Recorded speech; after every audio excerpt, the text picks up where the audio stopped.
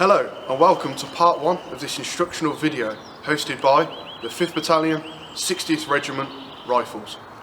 My name is Sergeant Davis and this is Corporal Bristol. Now, over the duration of this video, we will lead you through the most important parts of how to be a successful rifleman.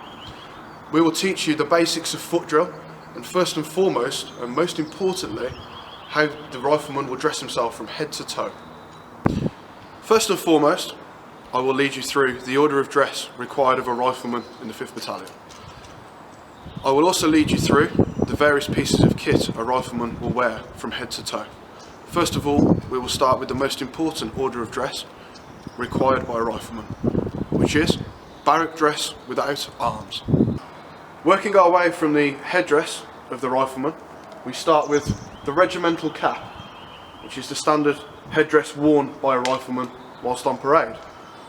Often incorrectly termed as a shako, at the time of the Napoleonic Wars, right up until 1815/16, this was actually referred to as a regimental cap. Now, the regimental cap is adorned and furnished with the following items. And working our way from the top, we have the green woolen tuft, or plume as it's also known, which denotes that this rifleman is a member of a light infantry, or in this case, a rifle unit. Also adorned on the regimental cap is the brass, or in some cases silver, bugle badge, again denoting this soldier is a member of a light infantry or rifle unit. The cap is finally adorned with cords, coloured green, with tassels on the one side, very unique to this 5th Battalion of the 60th Regiment. Working our way down through the rifleman's kit, you will see a hard leather stock encasing the neck. This is attached at the rear of the neck with a brass buckle. Now, whilst on parade or active service, the soldier, in all cases in the infantry, as outlined in the 1802 and 3 clothing warrants, wore a hard leather stock. You can see in the centre, just below the jawline, there is an indentation to allow the soldier to stand comfortably with the head facing forward.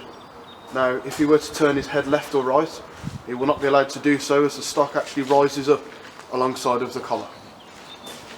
Moving on to the rifleman's leather work, you will see, going over his left shoulder onto his right hip, the cartridge box belt with the green cord suspending a powder horn from it.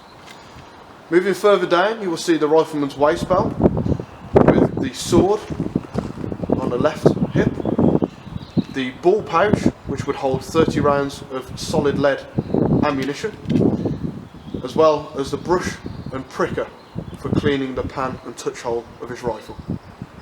On the rear of the rifleman, you will see the powder horn suspended by a green cord. Most importantly, this powder horn is allowed to run free as the waist belt, as it is not trapping the green cord underneath it. The powder horn would be used as a magazine to store loose gunpowder for the rifleman. Below the powder horn, you will see the cartridge box, which would hold pre-rolled cartridge ammunition, perhaps even ammunition with leather patches around the ball, if the rifleman was indeed so lucky enough to have it. As you can see, the rifleman is wearing a pair of dark blue pantaloons styled in the continental Jaeger fashion. These traditionally were tight-fitting pantaloons which allowed the rifleman or light infantryman to move with ease. You will also see a pair of half-length gaiters, again following on in the traditional Jaeger European fashion. And finishing off, we have a pair of leather shoes, or in this case, leather boots. In this section of the video, we will cover marching order. Now, marching order is in essence the same as barrack dress without arms, but we now have the addition of a few extra items of kit. And those extra items of kit give the full complement of gear the rifleman would have worn in the field. And those pieces of kit are the haversack, the white canvas strap here. It goes under the right epaulette and it rests over the top of the waist belt at the rear, which we will cover shortly. The canteen is then added, which is the blue bottle there, the canteen, with the brown or tan leather strap which sits over the top of the right epaulet. The canteen also sits over the top of the haversack. The third extra item of kit we have on display here is the knapsack, which sits over the top of both epaulets, with the cross belt sitting under the cartridge belt and then over the canteen and haversack. The fourth piece of kit we have on display here, and final piece, and of course the most important piece of kit, for without it the rifleman is near useless, is the infantry rifle. Here is the rear view of the rifleman in marching order. You will see the knapsack, a black backpack, if you want to call it as such. It should always be referred to as the knapsack. You will see decorated on the knapsack is the bugle badge, the bugle horn, with L and X Roman numerals signifying 60th Regiment. On top of the knapsack is either the greatcoat rolled up, or in this case the blanket roll, and attached to that you will see the mess tins with a canvas cover over the top of them. Moving slightly down to the small of the back, you will see the haversack worn underneath the knapsack, over the top of the waist belt and the cartridge box belt. Over the top of the haversack you will see the canteen with the tan leather belt sitting over the top of the haversack and resting over the top of the epaulet of the rifle. When a recruit enlisted into the 5th Battalion of the 60th Regiment, he would be required to learn the teachings of 2 drill manuals. Those 2 manuals would be the 1807 Dundas Line Infantry Manual. First of all, he would learn close order drill and the teachings therein. It would conform to the basics required of a line infantry soldier before moving on to the teachings and learnings of the rifle drill manual, which is called the Regulations for the Exercise of Riflemen and Light Infantry. This book was first of all written in 1798 by the 5th Battalion's commanding officer, Baron Francis de Rottenberg. Section, attention! Here we will cover the basics of the soldier at the attention, and quoting directly from the 1807 Dundas Drill Manual, it is as follows. The equal squareness of the shoulders and body to the front is the first and great principle of the position of a soldier. The heels must be in line and closed, the knees straight without stiffness, the toes a little turned out so that the feet may form an angle of about 60 degrees. Let the arms hang near the body but not stiff. The flat part of the hand and little finger touching the thigh. The thumbs as far back as the seams of the breeches. The elbows and shoulders to be kept back. The belly rather drawn in and the breast advanced, but without constraint. The body upright but inclined forward so that the weight of it principally bears on the foreparts of the feet. The head to be erect and neither turned to the right or left. Section, stand at ease. Here we will run through the basics of how to move from the attention to the stand at ease. And again, quoting from the 1807 drill manual, it is as follows. On the word stand at ease, the right foot is to be drawn back about 6 inches and the greatest part of the weight of the body brought upon it. The left knee a little bent. The hands brought together before the body, but the shoulders to be back and square. The head to the front and the whole attitude without constraint. Section, attention! Section, stand at ease. Stand easy. Here you will see the command, stand easy. In doing so, the formal stance of stand at ease is demonstrated, However, when the command stand easy is given, this means you can, without moving your left heel, have a wiggle around, take a breather, do whatever you want, so long as the left heel does not quit its firm place on the ground, as doing so will throw out the dressing in relation to the rest of the company and indeed the battalion.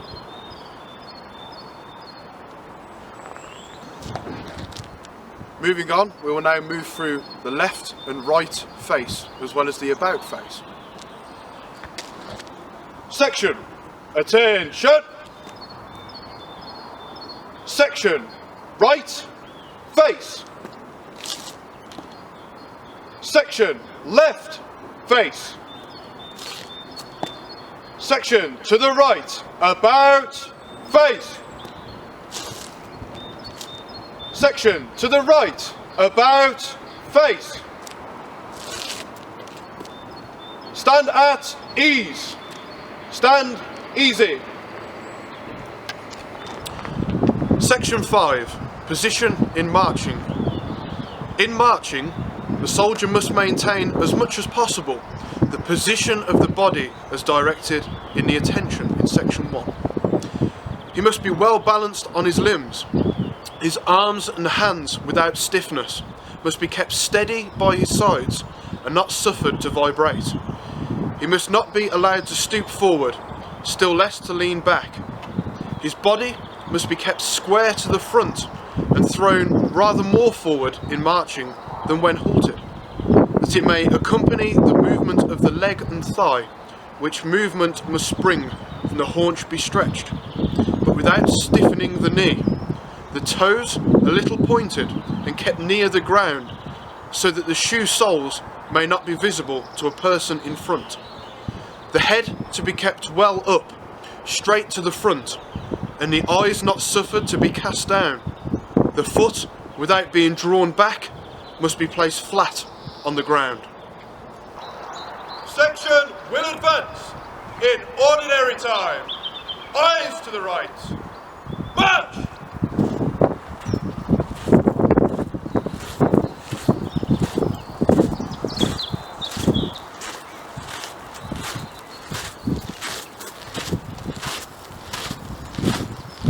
Section! Halt! Section will advance in quick time. March!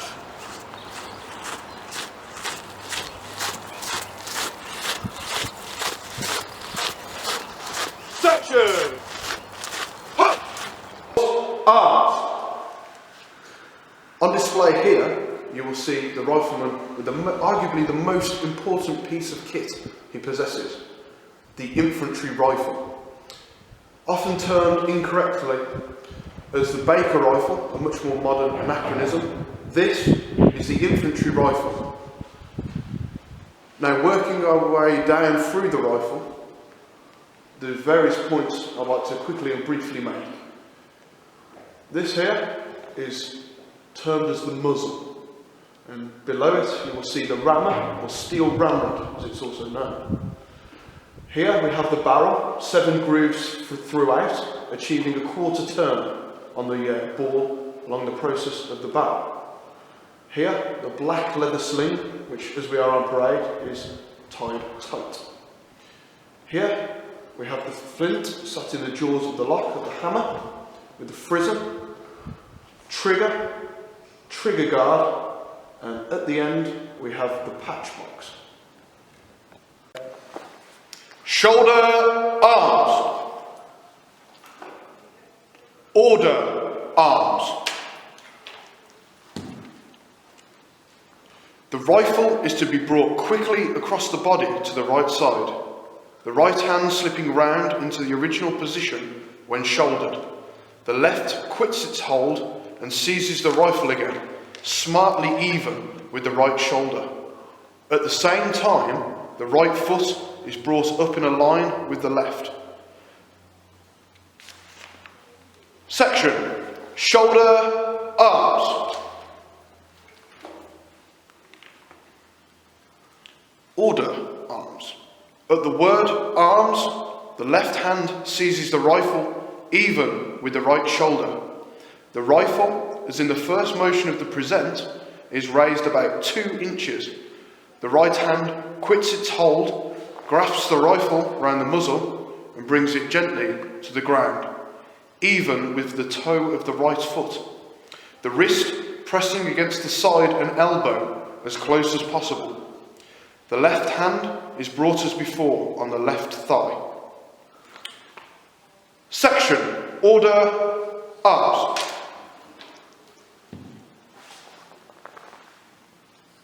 Present, arms. Shoulder, arms. Present arms. 3 motions. First motion. The rifle is to be raised about 2 inches by the right hand and brought forward a little from the shoulder. At the same time, the left hand is brought briskly across the body and seizes the rifle with a full grasp, even with the shoulder. Second motion. The right hand brings the rifle even with the face and opposite the left eye, grasps the small of the stock, turning the lock outwards. The left hand seizes it by the stock, so that the little finger touches the hammer spring on a level with the chin, the left elbow close to the butt. Third motion. The rifle is brought in a straight line to the present, the lock turned inwards, and even with the bottom of the waistcoat, the right foot is placed about 3 inches behind the left heel, the right hand holding the small of the stock between the forefinger and thumb, the knuckles upwards, the 3 other fingers shut in the hand. Present, arms.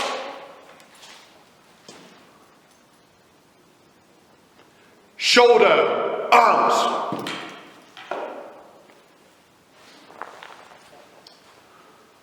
Attention.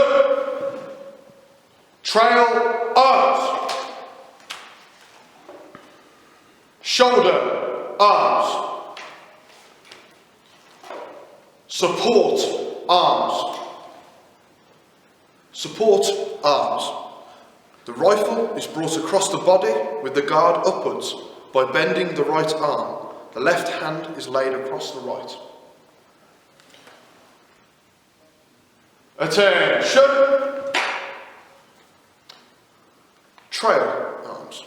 The left hand seizes the rifle at the second pipe. The right close over the sight and trails it on the right side at arm's length. The left falls back on the left thigh. Trail, arms.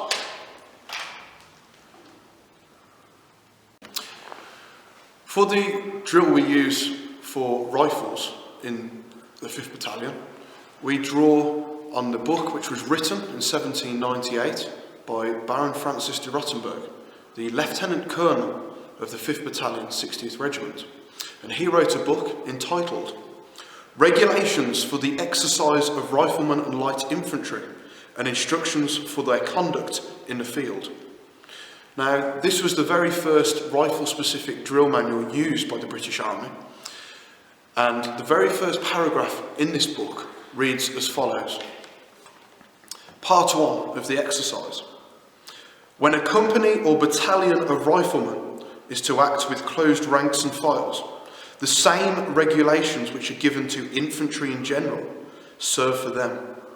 And before the soldier is instructed in the manoeuvres of light troops, he must be taught how to hold himself, to march, face, wheel, etc., as in regular infantry.